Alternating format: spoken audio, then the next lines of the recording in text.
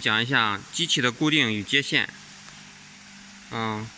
调和机的底角是有6个这样的支撑杆穿过去，然后丝母固定，6个是同样的，它们起到调频的作用。好，我们来讲一下接线。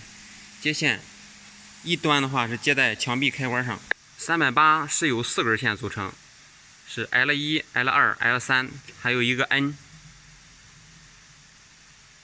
4条线。好，我们再看一下机器端。机器端同样的是 L1、L2、L3、N， 千万不要接反。OK。